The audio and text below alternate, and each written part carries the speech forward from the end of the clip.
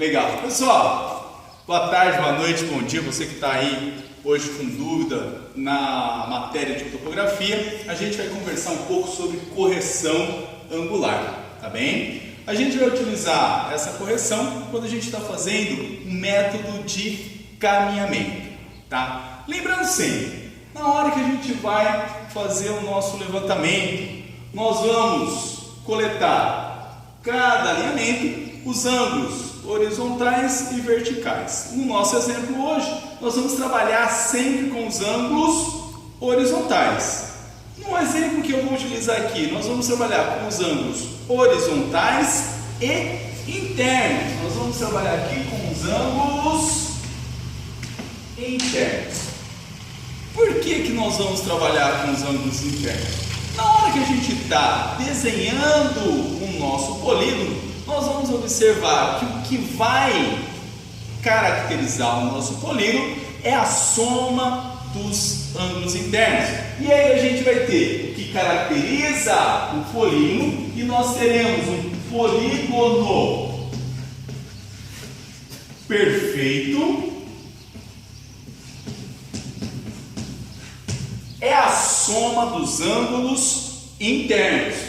E como é que a gente vai saber isso? Uma formulinha bastante simples, aonde a somatória dos ângulos internos do nosso polígono perfeito vai respeitar uma regrinha n menos 2 vezes 180 graus.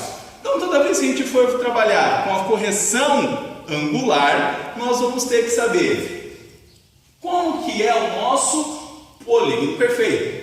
Vocês viram que apareceu aqui um Nzinho. Quem é esse N? O N é um número de vértices. E aonde que a gente vai encontrar esse número de vértices? Contando os nossos ângulos. Quantos ângulos internos a gente tem? Então, se a gente for contar aqui, nós vamos ter aqui 1, 2, 3, 4 ângulos internos. Então, o polígono perfeito para a somatória dos ângulos internos para um polígono perfeito de 4 vértices será quantos graus? Vamos pôr na forma? Aonde a gente tem aqui somatória dos ângulos internos do polígono perfeito. Nosso exemplo, quanto? 4.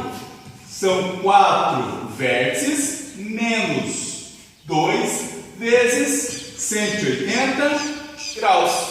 Continha bem facinho. 4 menos 2 vezes 180, nós vamos ter que a somatória dos ângulos internos de um polígono com 4 vértices, ela vai ter 360 graus. Legal? Que a gente trabalhou com o nosso polígono perfeito. O que significa isso? Na hora que a gente está fazendo o nosso levantamento topográfico, nós queremos que o nosso polígono seja perfeito. O que a gente vai fazer, pessoal? Vamos para o campo, coletamos os dados. Eu quero que a gente realizou um polígono, quero que esse polígono seja perfeito. Para quê? Para comparar com o que a gente já calculou. Como que a gente sabe que o nosso polígono é perfeito? Nós vamos somar os ângulos internos. Então eu tenho aqui qual é a somatória dos ângulos internos do polígono que eu realizei, do polígono que você realizou no campo. O que a gente vai ter aqui? Nós vamos encontrar uma somatória de ângulos internos. Da onde? Do polígono realizado. E onde a gente vai ter aqui? 89 mais 90 mais 91 mais 89. Nós vamos ficar aí com o valor de 359 graus. Confere aí para mim, tá? Então a gente ficou aí com a somatória dos ângulos internos, da onde? Do polígono realizado, de 359 graus. Este polígono realizado que eu fiz no campo, ele é perfeito? Será? O polígono perfeito tem que valer quanto?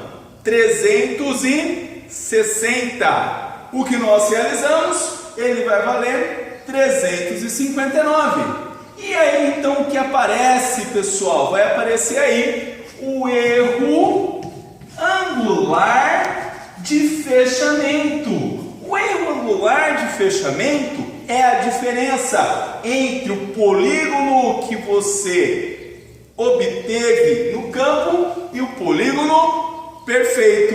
Então a gente vai trabalhar que o erro angular de fechamento vai ser o polígono, a somatória do polígono perfeito e o polígono realizado no campo. A gente vai ter aí 360 graus menos 359 graus. Polígono perfeito, polígono realizado. Isso vai gerar para a gente um erro angular de fechamento de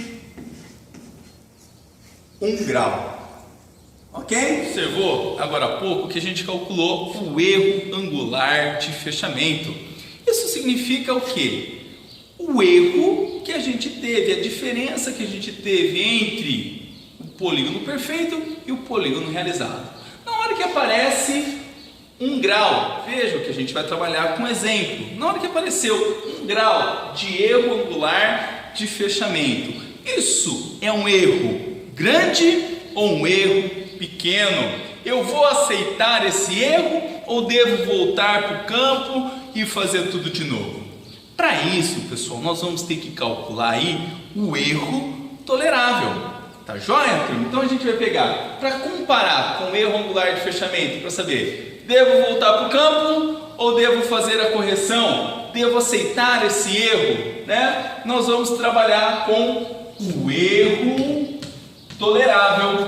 O erro tolerável angular vai ser a precisão do aparelho que você está utilizando vezes a raiz do número de vértices, tá? Então, para a gente trabalhar aqui, eu vou estar trabalhando com uma precisão do aparelho teodolito ou da estação total que eu estiver trabalhando, vezes a raiz do número de vértices. Lembrando que o número de vértices é o número de ângulos que nós temos. Só para exemplo nosso, vamos trabalhar com um aparelho aonde ele vai ter a precisão de 0 graus 30 minutos. Ô Alexandre, mas isso não existe. É só exemplo, tá? Então, ó, a gente vai estar trabalhando com um aparelho de 0 graus e 30 minutos. O que a gente vai ter aqui? Vamos calcular o erro tolerável? Com um exemplo. A gente vai ver que o erro tolerável ele vai ser igual à precisão do aparelho teodolito, a precisão da estação total. Onde que a gente encontra isso? No manualzinho dela. Aqui, exemplo, vai ser 0 graus 30 minutos, que multiplica raiz do número de vértices. Lembrando, número de vértices, número de ângulos, 1, 2, 3, 4, raiz de 4. Ficou facinho essa conta, né? A gente vai ter que o erro tolerável ficou aqui igual. O erro tolerável ficou igual a 1 grau. Tá joia? Como que é ser 1 grau? 0 raiz de 4, 2 vezes 30 minutos, 1 grau. Tá bem? O que a gente chegou aqui, pessoal? O erro tolerável é o máximo que nós podemos errar. Tá joia? Então, o erro tolerável é o máximo que nós podemos errar.